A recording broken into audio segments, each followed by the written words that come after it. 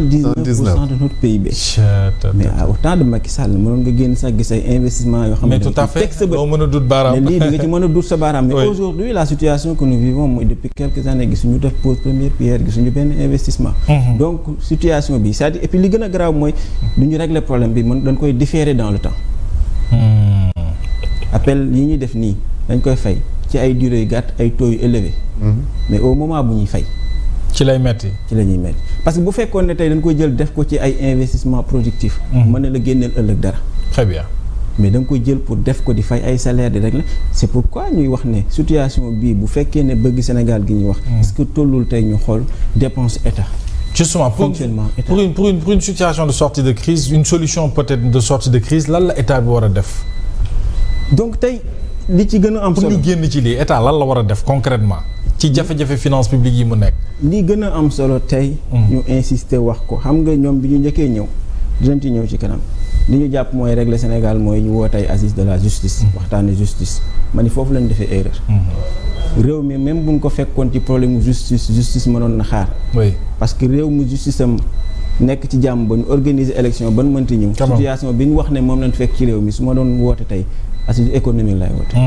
ñu waxtaane économie réew mi ñi leen war a xelal ay Sénégal am na économiste bu nekk y a pas mal d'agrégés ñu xelal leen ci ban communication lañ mën a def pour mën a génn tey ci situation bi. parce que mënuñu génn situation bi lu dul suñu diggante avec l'international dañ ko changer.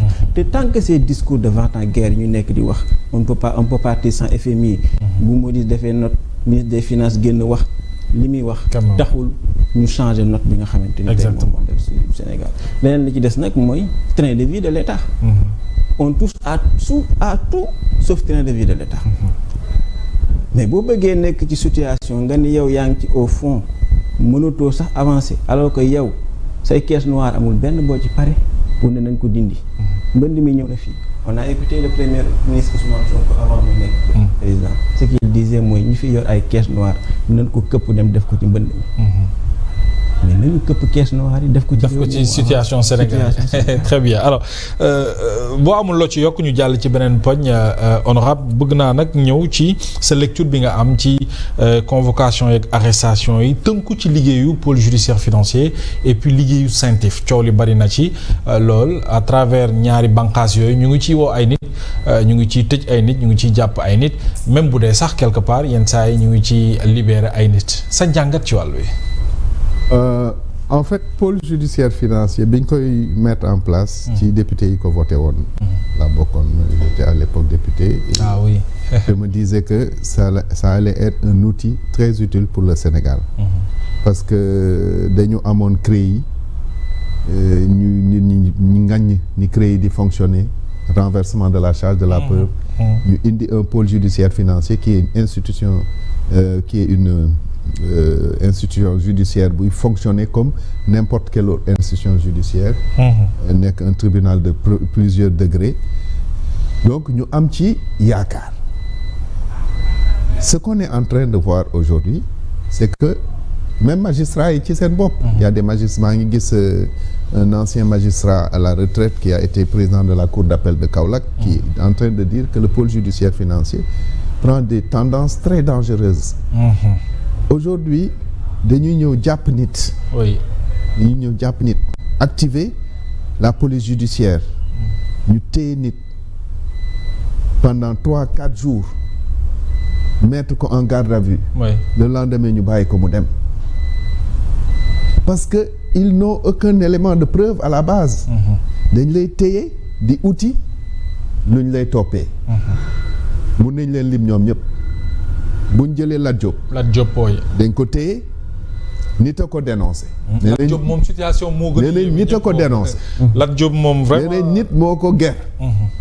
ka ko ger mu ngi dox di dem yoonam. oui. mais kii ger ak kañ ger ñoo yem devant la loi. oui mënuñu am sax confrontation entre les deux. téye nañ ko saa yu chambre d'accusation joxe ko liberté provisoire. yow nga bañ le parquet bi opposé wu. tu te demandes lan moo nekk ci suuf. non le cas Lat Diop moom dafa jaaxal nga jël Farba Ngom. oui. nga jël Farba Ngom xam nga Sénégal da ngay féewaloog nit ci politique. sa analyse jéng parce que nit ki neexu la. Parce que tu penses que bu mu nekkee ci pouvoir bi dafa arrogant woon. Non, c'est pas comme ça qu'on gère la justice. Nit ki man mun naa bañ a bokk ak moom dara ci politique mais buñ ko téyee ci anam yoo xam ne àndul ak yoon da nga war a jóg taxaw wax ne anam yi ñu ko téyee àndul ak yoon. D'abord Farba on lui reproche d'être à l'origine d'un blanchiment de capitaux. Mais blanchiment de capitaux bu jógee trésor public. waaw. mais ay la yowee nañ dem trésor public tas ko. wallaay. su fekkee ne sénégalais mun na blanchir de l'argent à travers le trésor public bi nga xam ne ñooy yore suñu alal. nañ tas trésor. comme si Farba dafa yor caabi. def trésor jël xaalis génnaat. mais Farba xaalis bi ñu koy reproché. trésor public la jógee. tout à fait. alors ña ko fay anañu. foofu tamit da ngay téye nit ki di dem outil preuve. ça veut dire que la présomption d'innocence Sénégal amatul valeur. amatul valeur oui. amatul valeur et puis notre approche de la justice ne doit pas être une approche coercitive waruñ foog ne que justice day ñëw rek pour dóor. justice c'est aussi pour corriger quelquefois. Oui. pour accompagner. donc tous bi ci mujj mooy Aliou Sall ak jabaram. heureusement que mu génn. Aliou Sall on nous a parlé ici. man d'ailleurs slogan boobu dama ko bañoon tellement que bu ma déggaan nit di ko wax daf may énervé quoi suñu 400 millions xaw ma. suñu 400 000 waaw. ñaata lañ ko doon reproché. 6 000 milliards 6 000 milliards. léegi on parle de 240 millions blanchiment de capitaux. 240 millions. tu prends un homme et sa femme un jeudi. tu peux pas attendre lundi pour le convoquer. ah tey nga libéré ko sous caution. mënoon nañ ko xaar tey ñu convoqué ko. À quoi ça sert d'humilier les gens comme ça hein? Même bu fekkee ne politiquement da nga d'accord ak ñoom. même bu fekkee ne da nga foog ne bi mu nekkee ci pouvoir bi def na lu bon. nit dañ koy ormal. Vous pensez qu'il y a une volonté manifeste de faire mal? Mais c'est une volonté manifeste de faire mal. Aujourd'hui tout le monde sait que la justice est utilisée pour faire des vengeances politiques. Oui. Kilifa du fayu. Man, c'est pour ça que j'admire Abdoulaye Wade. Abdoulaye Wade, on lui a tout fait. Luñ ko deful amul ci politique. Il a pardonné. Mais bi mu ñëwee, mais il a même pardonné à des gens individuellement. Il y a des officiers de l'armée, de la gendarmerie, de la police yoo xam ne bu Abdoulaye Wade amoon esprit de vengeance ñooñu dañuy disparaître ñoom ak seen famille au lendemain de son accession au pouvoir. Dafa ñëw dajale njaboot gi yëpp ne leen gannaaw ay jàmm nañ leen jublu ci liggéey bi. C'est pour ça qu'il a pu impulser les grands travaux, les grandes constructions. Parce que boo buggee liggéey yenn yi du warut yooyu de parasiter sa bopp. ay kii defoon na ma fi lii démb foog ma fayeeku. Donc il faut que ñu génn ci affaire yooyu. La justice sénégalaise doit avoir un peu plus de hauteur.